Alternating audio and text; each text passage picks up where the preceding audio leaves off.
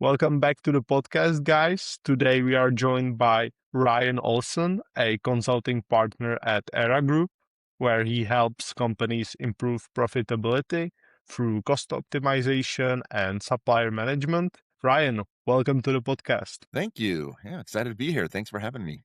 To start, I'd love to focus on your journey to Era Group. Could you share something about that? Yeah.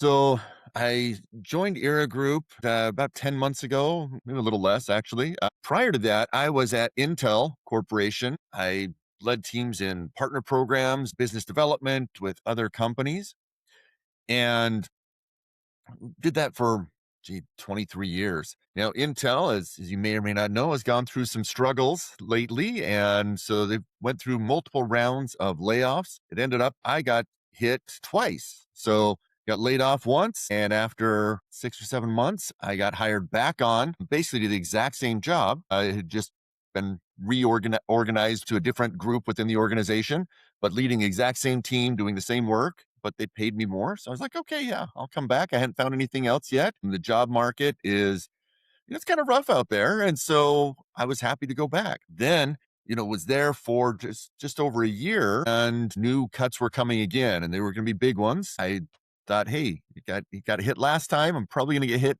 again or might get hit. So I started exploring. I mean, obviously doing the job search, but exploring other options. So one of the things I started looking at was potentially buying a business, whether it was its own business, whether it was a franchise, or looked at different franchise options. I'd always wanted to own a business at some point, but got into corporate life and that treated me well over the years. But anyway, started looking at these franchises, looked at different options. There were, did a deep dive on 3 or 4 different ones. The first ones I was looking at weren't necessarily a great fit for me and what I wanted to do. And by this point, I had been cut again, along with my entire team. So there was no team there to lead. That's when I found Era Group. Now, what really attracted me to Era Group was that the focus that we take with our clients is that we focus on costs and we help them reduce those costs. And so after being cut from a position twice in the previous 2 years, this really resonated with me because it's the approach of, hey, let's help companies cut their costs and not their people. And so that was something that I was like, okay, that's something I can do. I like that.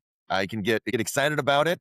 Plus, it does a lot of other things too. There's the opportunity, one, really help other companies, help people. It's a very relationship driven business and engagement. That was something I always enjoyed in the work that I did. We did account management of software companies and other technology companies with Intel and would work with them to improve their products and help their business grow. And that was something that always, I really enjoyed, which is again why I did it for over 20 years. And so now with Era Group, I got to continue doing that just in a little bit different way, but a way that I think is even more impactful for the companies that I get to work with. And when it comes to your previous experience at Intel, what were your day-to-day things that you are actually doing for them? Yeah. So, it kind of changed throughout the years. Obviously, when I first started, we were basically account managers. And so it's kind of almost an inside sales team motion, do a lot of phone calls, a lot of emails, and we'd have a certain group of accounts that we would cover. So I started covering some gaming accounts that were in the software partner program, which was a lot of fun because I'm working with companies making video games. That was awesome. And then kind of adjusted as I grew within my role and within Intel. I went from that, which was, day to day or just sitting in the office, making phone calls, sending out emails, following up, trying to get these partners access to the latest technologies and help them get that integrated into their software. The whole idea was when they're using the latest technology, their customers, when they buy their software, it works best on Intel's. And so it kind of creates a pull motion, right? And so we were helping to kind of create the markets for the new technologies, the new products that were being released. Then I took on a role, program engineer, but I ended up traveling around the country and training the companies and partners in person on these new technologies and how to incorporate them into their sales motion and how to use those. So I got to travel all around the country and train a lot of partners, which was a lot of fun. Then while I was doing that, I had gone back to school and finished an MBA, and then I got to lead a team. And so I was leading a team of those inside account managers. And so again, the day-to-day kind of shifted quite a bit during these different roles. Now, as I'm leading a team, there's a lot more training and employee development and all the leadership and management things that you need to do as a kind of a frontline supervisor. Um, I had my team covered the Americas, and after doing that for a while, I took over our worldwide team. And so again, day-to-day shifted again. Now, instead of managing reps who were kind of doing the work, now I was managing managers. Had like 6 teams from around the world. We had probably 60 people total on the team. Got to travel internationally. We had people in Europe and Asia and Latin America and throughout the US. So anyway, got to go travel, which was awesome. And then I had the opportunity to kind of step up into kind of the next level and go into program management, which still was over the team, but now I was engaging more with internal stakeholders and planning out the strategy for what we were doing, not just executing, but now deciding on strategy. And so again, each of these things kind of added more, to the job, and bringing everything along. It was great. It was, I guess, the traditional kind of corporate ladder, right? Kind of kept stepping up, which was great. Most of it, obviously, the last 4 or 5 years is all virtual as well, and it worked really well because my teams were all around the world. So that's how I've been doing it for years prior to the COVID lockdown and everything going virtual. We had done that. So that wasn't too big of a change. I just didn't drive into the office to get on my meetings, just stay at home. And so, but other than that, it was about the same. So that was nice. When you explain what you do to a business leader, what's the simplest way you actually frame the value, and what kinds of cost areas tend to be, let's say, the hidden savings that people normally don't see? So the way I usually explain it is say that I am a cost intelligence and optimization consultant, which sounds kind of fancy, but when you break it down, it's really, I help companies understand where they're spending their money and how to spend less of it, basically, how to save those expenses and the different cost categories. So that's one thing that I really like with Era Group is we look across consistently 50 to 60 or more different cost categories. We just did a recent audit and found we've done over 100 in the last few years. The one thing that's nice is that then we can support almost any type of company. Like I said, we don't look at people, but all the other cost categories are things that we can support. So everything from insurance, both like company insurance and employee benefit insurance, to waste management, to office supplies, shipping, logistics, merchant card processing, banking fees, like all these different areas. And so really, no matter the type of company, we can find at least 2 or 3 different categories where we can really help them out. And as you are building this kind of momentum, what's been your most reliable way to actually create these high quality conversations with the right decision makers? I've tried various ways. The best way I've had so far is really through networking. So I've been doing a lot of networking and going to events and different meetings and things and connecting in. That gives you a chance to connect with people. Really, the other thing with ERA is we work on a success-based contingency model where we bill for our clients based on what we are able to do. We share in the savings that we're able to generate. So if we can't find any savings, there's no fee. So because of that, then, a lot of people ask a lot of times, like, well, then why doesn't everybody want to use you? I'm like, I know, why not? And so really it's that opportunity to engage and start to build a relationship with people. And then I've found that, those I'm talking to, if they have a referral, then that brings that trusted relationship that I've built with that person, and it basically kind of transfers it to whoever they're referring to me. So throughout Era Group, all the different franchise owners out there and franchisees, across the board, we get probably 85% of our new clients come through referrals. And so building those relationships and nurturing those is really where I found the best return to engage with potential clients and other referral partners. I assume that cost optimization can be sensitive because people worry about cutting the costs too deep or just Yeah. disrupting the suppliers. What are the Yeah. most common objections you hear, and how do you overcome them?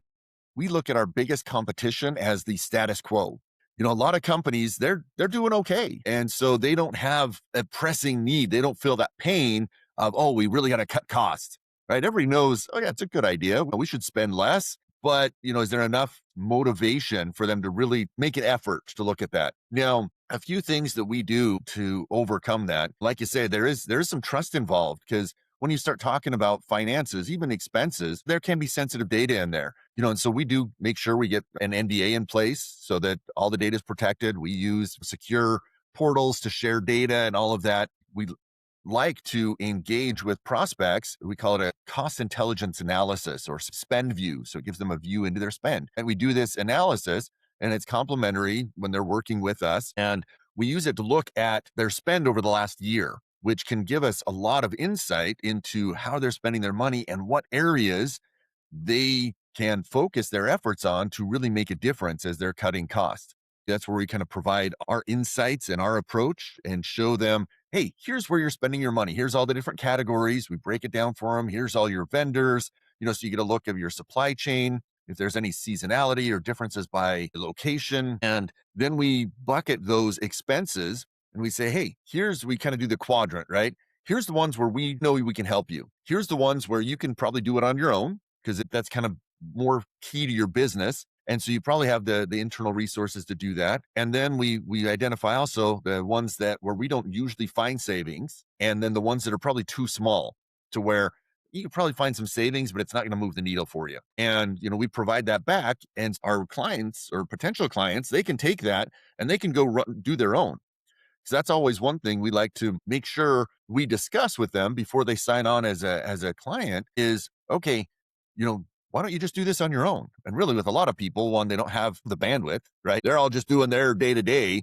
And, in a lot of those areas, they don't have the expertise to be able to identify where those hidden savings are. And a lot of these different cost categories, it takes decades, right, to really develop the expertise needed to really make a difference in some of those areas. Now, not every area is like that, but they all do take some time, and that isn't always available. Use AI in the job that you do? Yeah, we are working and developing AI tools that we can leverage. We use some internally. We don't have anything external available yet, but yes, we have over 30 years worth of projects and data. We think we've done 30,000 projects across 60 different countries over the years. We have up to $18 billion in spend that we're analyzing and reviewing and trying to and finding savings for. And so we have a lot of data and a lot of knowledge. And that's one thing in this spend view assessment that we do, where we leverage all that knowledge that we have as we look at these spends to help identify. And as part of that assessment, we put out, hey, on average, here's what we expect to find. Here's what we think we can find you as far as savings. We do an annual basis out to 5 years on our projections. But again, that's the averages, and no company is average. Every company is different. And we don't get into the real deep level engagement until we sign our client agreement. And once we do that, the first step of what we do in all our client agreements is we do a deep dive to understand what's the current baseline. Like you said, those supply chains, vendor relationships, those are important. We don't want to create issues there. And so we do that deep dive. We want to understand, what does your supply chain look like? Who are all your vendors? What contracts do you have in place? What's the relationship like? Who are maybe your key players? We really dig in and really understand that kind of a baseline of, here's the situation in that specific cost category. Before we go out, we need to understand really detailed what the situation is before we can go out and find realistic savings. We don't want to go just, oh yeah, cut the quality of everything and you're going to save money, because that's not sustainable. That's not a good long-term practice. We always look for equal or if not better quality in the solutions we find for our clients. And Ryan, if we fast forward a year, what would a great year look like for you? yeah, so a great year. I would love to add probably a client every 2 or 3 months, a new client that I'm supporting, build up my business. And by that point, a year out, one of the challenges with our model is we do a lot of work up front before we ever get paid anything, which can be great. It's great for the clients, and long term, it's actually a great model. But the struggle comes in the beginning, especially because you're doing a lot of work, but you're not making any money. And because we bill based off actual realized savings, not just there are a lot of consulting companies out there that, hey, as soon as we give you a report, we charge all the money and now it's whatever. But we do a ton of deep dive work. We find and identify savings. We help with implementation. And then once we start seeing those realized savings, that's when we start billing, because then we know to bill. contingent based on their success that we have. And it's rough because you're doing a lot of work, but you're not making money. You're building something, which I know there's a lot of businesses out there like that take a while to build and start to generate revenue built into that model. Even when you sign a client, on average, it's probably anywhere from 3 to 12 months before you make any money off, with that client, because we need to generate savings for them because that's where our fees come from, is from those generated savings, right? And that increased cash flow that we're able to create for our clients.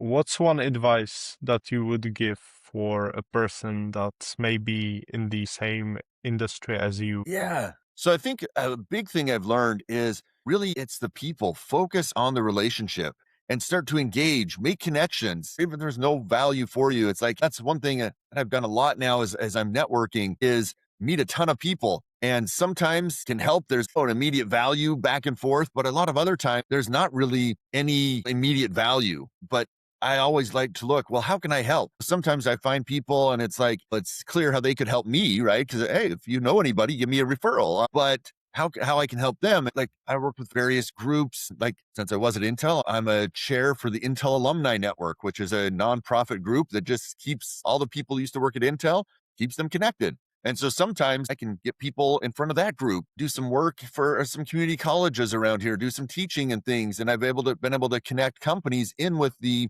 community colleges where they didn't have that relationship before, and start to identify potential new hires or interns or different things like that. And so I'm always trying to see whether it leads to business for me or not, but see where I can make connections and add value. And so I think that approach, I have faith that it will come back and help overall, right? There may be things that I'm doing that aren't immediately, driving an immediate financial impact, but I think overall it's building those relationships and helping where you can that The really can compounding make a big effect. difference. Yeah, Yeah. exactly. Or it's kind of had recommended to me a couple months ago and read the book. It's called The Go Giver, but it's kind of that approach where, hey, go out and give and you're going to get stuff back, right? It might not be how exactly you want it or we're expecting it necessarily, but it's going to be better than you were anticipating. So I like that approach. And that's how I try and engage with others and in my networking whenever I can. Awesome. Well, Ryan, thanks again for being the host for today's episode. I Yeah, will add thanks. links so people can connect if they want. Awesome. And thank you guys for watching. Yeah, thanks you. Thanks for having me. This was fun. I appreciate it.